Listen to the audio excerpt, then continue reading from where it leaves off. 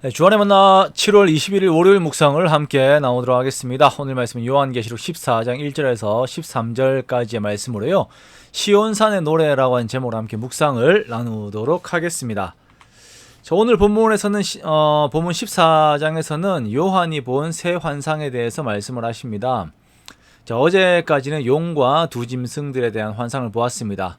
자, 이들이 하나님의 자리를 차지하려고 하고 모든 것을 이제 통제를 하려고 하고 성도들을 핍박하는 것들을 보았죠. 그리고 14장에서는 그러한 삶을 살아온 성도들이 이제 핍박당하는 그러한 삶을 살아온 성도들이 어린 양이 계신 시온산에서 마침내 누리게 되는 영광을 보여주면서 이제 고난의 길을 걸어가고 있는 성도들에게 소망을 보여주고 있습니다. 용과 짐승들과 그 짐승들에게 경배하는 자들에게 핍박을 당한 성도들은 이제 어린 양이 계신 시온산에 서게 됩니다. 자, 이들의 이마에는 어린 양의 이름과 그 아버지의 이름을 쓴 것이 있습니다. 이런 이름들은 짐승의 표를 오른손과 이마에 받은 자들의 그 모습들과 이제 대조가 되는 것이죠. 자, 이기는 자에게는 그리스도의 이름이 쓰입니다. 자, 우리들이 보면 이제 666이라고 하는 짐승의 표에 대해서는 관심이 많이 있고 이슈들이 있습니다. 그래서 그거 받으면 안 된다 막 이야기를 막 많이 하죠. 자, 그런데 우리들이 받아야 하는 것에 대해서 우리가 받은 것이라고 할 수 있죠. 이미 받은 것에 대해서 더 많은 관심을 가지고 있어야 합니다. 그것은 바로 예수 그리스도의 이름과 아버지의 이름입니다. 우리는 성령께서 우리에게 오심으로 말미암아서 우리에게 주의 이름이 새겨져 있다라고 하는 것에 더욱더 의미를 두고 감사하며 그 신분에 맞는 삶을 살아야 합니다. 인이 새겨져 있다라고 하는 것은 그 주인이 누구인지를 의미하는 것이죠. 자, 우리는 짐승의 숫자가 아닌 그리스도의 이름이 새겨진 자들로서 그리스도를 바라고 그리스도를 따르고 그리스도와 함께할 날을 고려하면서 주의 말씀 안에서의 삶을 살아가는 것입니다.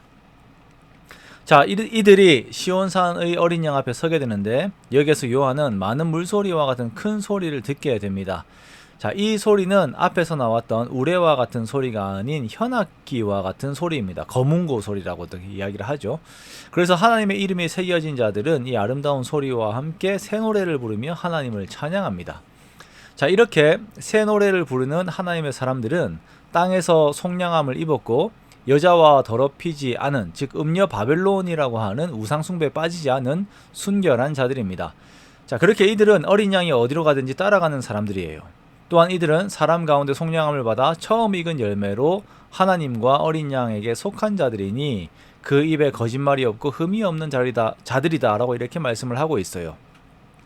여기서 이들이 처음 익은 열매라고 하는 것은 더 큰 영적 수확이 주어지게 될 것을 의미하는 말씀이기도 합니다. 자, 이 장면에서 우리는 그리스도만 따르는 삶, 즉 우상 숭배를 하지 않는 삶에 대해서 바라보게 됩니다. 이 세상을 살면서 온갖 우상들이 요구하는 것들을 따르며 사는 그런 혼합주의의 삶이 아니라 주인 대신 어린 양 대신 예수 그리스도만 바라보고 그분이 말씀하신 삶의 방법대로 사는 것, 이러한 삶이 시온산에서 새 노래를 부르는 자들의 삶입니다.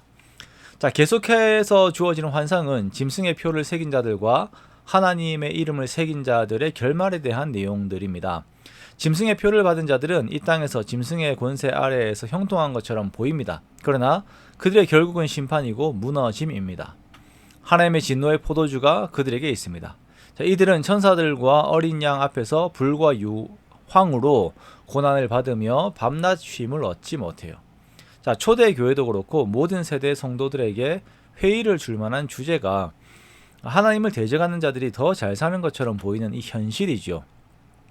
자, 그러나 성경은 이들이 영원토록 잘 사는 것이 아니라 결국 그들은 밤낮 쉼을 얻지 못하는 고난 속으로 들어가게 된다라고 말씀을 하고 있습니다.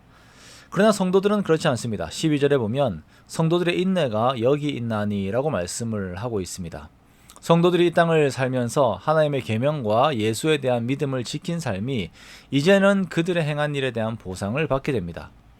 성도들의 죽음은 복됩니다. 이들에게는 이제 고난이 아닌 영원한 쉼이 있기 때문입니다. 그들의 수고가 그치고 하나님 안에서의 안식을 누리게 됩니다. 이 축복의 말씀에 성령이 동의하며 그들에게 안식이 주어짐을 확인하시지요. 자, 우리들의 미래에 대한 이 말씀은 오늘을 살아가는 데 있어서 힘을 더해줍니다. 이 세상에서의 평안함을 얻고자 하는 유혹들이 있습니다.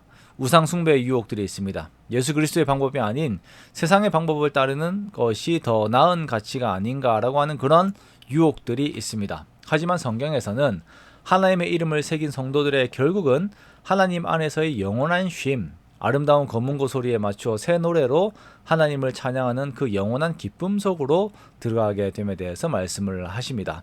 그러므로 우리는 믿음의 인내로 사는 오늘의 삶이 가치가 있음을 항상 되새겨야 합니다. 그리고 그 가치를 더욱 추구하고 따라가야 할 것입니다.